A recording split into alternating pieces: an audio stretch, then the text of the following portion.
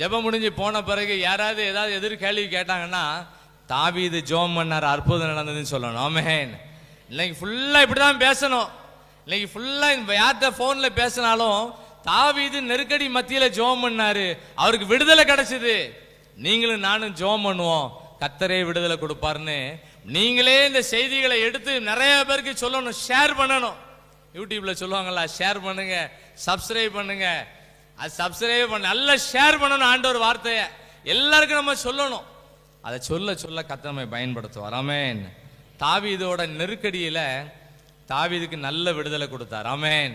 இல்லை, இந்த ஜெப வேளையில இருக்கிற உங்களுக்கும் எனக்கும் பலவிதமான நெருக்கங்கள் வரும். நெருக்கடியே இல்லைன்னு நினைச்சாங்க, சொன்ன உடனே வந்துடும். எனக்கு ஒரு பிரச்சனை இல்லைன்னு யாராவது சொல்லுங்க பார்ப்போம். அப்படி யாராவது சொன்னீங்கன்னா உடனே பிரச்சனை வந்துடும், யார் மூலமாவது வரும். பிரச்சனைகள் மத்தியில தாவீது ஆண்டவரை நோக்கி ஜெபம் பண்றார். எப்படி ஜெபிக்கிறார் பாருங்க. 1 சாமுவேல் 30ஆம் அதிகாரம் 8வது வசனத்தை எல்லாம் சேர்ந்து வாசிங்க. தாவீது, கொஞ்சம் எல்லாரும் பைபிள் வாசிக்கணும், அப்பதான் நம்மளும் பிரச்சனை நேரம் ஜெபம் பண்ணணும்னு ஒரு எண்ணம் கிடைக்கும்.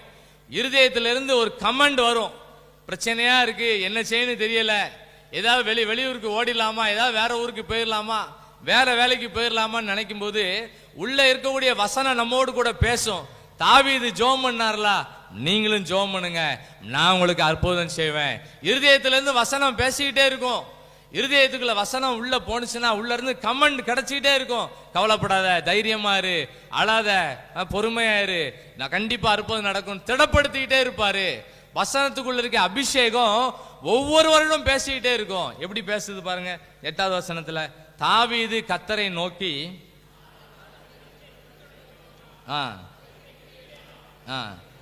ஆண்டவர் நோக்கி ஜெபம் பண்றார். ஆமென். யாரெல்லாம் பிரச்சனைகள் மத்தியில ஆண்டவரை நோக்கி ஜெபிக்கிறாங்களோ, எவ்வளவு பெரிய சிக்கலாக்கா இருந்தாலும் கர்த்தர் அதை ரிலீஸ் பண்ணுவார். ஆமென். ஜெபம் பண்ணும்போது நல்ல ஒரு வழி நடத்தல் கிடைக்கும். இந்த சம்பவம் நம்ம எல்லாருக்கும் தெரிந்த சம்பவங்கள், மிக சுருக்கமா சொல்லிக்கிட்டே இருக்கிறேன். தாவீது ஜெபிக்கிறாரு, எல்லாம் இழந்து போய் நிற்கிறாரு, பிள்ளைகள் எல்லாம் இழந்து போய் நிற்கிறாரு, எல்லாம் இழந்துட்டாரு. ஆவிக்குரிய ஆசீர்வாதம் எல்லாம் பயங்கரமான பிரச்சனைகள், அவரால் நிக்க முடியல. அந்த நேரத்துல ஜெபம் பண்றாரு, கர்த்தர் அங்கிருந்து பதில் கொடுக்கிறார் பாருங்க. நான் வேண்டுமா என்று கேட்டான். அதற்கு அவர், அதை பின்தொடர், அதை நீ பிடித்து சகலத்தையும் திருப்பி கொள்வா. இதெல்லாம் போல்டா வாசிக்க வேண்டிய வார்த்தை. எப்படி வாசிக்கணும் இத சொல்லுங்க. போல்டா வாசிக்கணும். எல்லா வார்த்தையும் சாதாரணமா வாசிச்சுட்டு இருக்கோம். இந்த வார்த்தை எப்படி வாசிக்கணும்? ஒரு மனுஷன் வராரு, தாவீது கேட்கிற, நீ யாருப்பான்னு கேட்கிறாரு. அவர்